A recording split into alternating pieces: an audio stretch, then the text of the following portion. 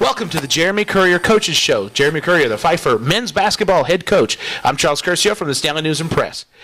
Coach, let's talk a little bit about first University of D.C. game.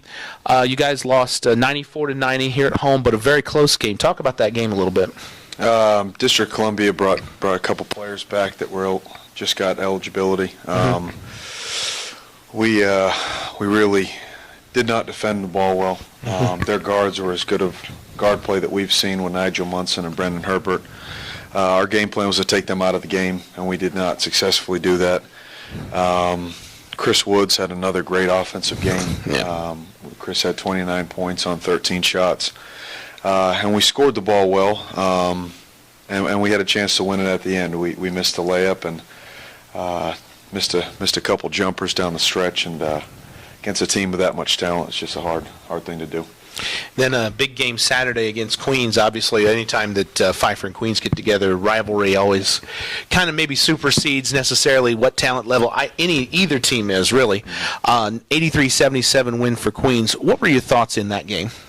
I really think, in the last couple games, we came back from Christmas break and beat Barton and Mount Olive. And then we've dropped a couple here, and the games that we've dropped, we haven't held a team under 50% field goal percentage defensively. It's a hard way to play basketball and still win. Against Queens, they're the number one team in our conference right now. They were certainly prepared. We had about 5 shots to win the game, and again, it was just kind of found a way to lose it. We missed a layup down the stretch, a jump shot on the baseline. That we missed some critical rebounding assignments. I would say in that game it was really one bright spot would be Reggie Hollinger, our sophomore guard, 26 points, and Reggie is becoming a superstar in everyone's eyes. So he's really becoming the second threat on this team. Yeah. Obviously, when everybody wants to concentrate on Chris Woods, Reggie's penetrations to the basket and his three-point shooting, he really has both sides of the package. Yeah, and right now we need it. I mean, Jeff Petaway is very injured. Jeff has bone spurs and some torn tissue in his foot. He's playing through a lot, but he's in a lot of pain. And Reggie has really, we're hoping to get a couple more guys to step up. And I know we talked about that last time we were together, but sure. Reggie really has stepped up, and he's got a bright future here. And then from an 83-77 game to an offensive explosion, if you will, on the road at St. Andrews. It was a loss, unfortunately, for you guys. 136-126. Talk us through that game. Just a bad game. It was a bad game for us. We went in at halftime 46-45. We allowed them to score over 60 points in the second half, which really shows that we got away from our defensive mindset.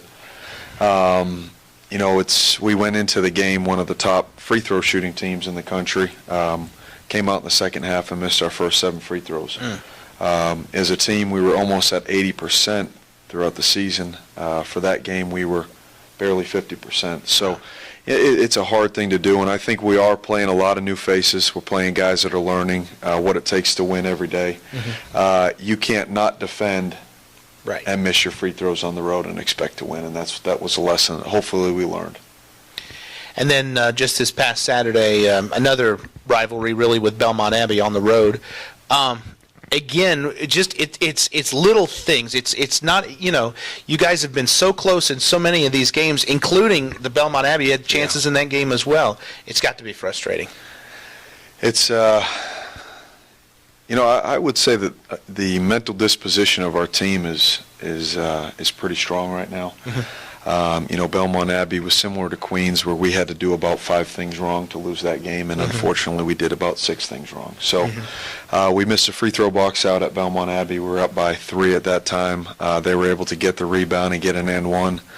They at that point, took control of the game. We had to foul late. So, every game we've had, including our wins this semester, has been a one-play game, and we're still, like I said, we're still learning what those plays are, and the plays at the beginning of the game are just as important as the plays at the end of the game. So, we've got to get back to the basics, and we really have had good practices. I think our guys continue to improve, but we've had a lot of discussions that we have to limit our turnovers. At the beginning of the year we were at about 13, 14 turnovers a game. Now we're 18, 19 turnovers a game. And in one-possession games, you have to make your free throws, you have to win the rebounding battle, and you have to take care of the ball. You've got Coker coming up this week, another tough conference game. What kind of adjustments do you think that you guys can make, going into this week with plus a non-conference game with DC on the road?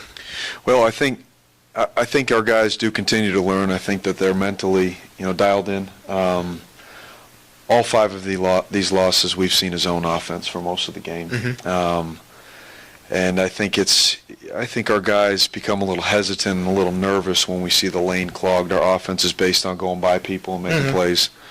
And we really struggle to get Chris Woods the ball when it is a zone because the lane is flooded with defenders.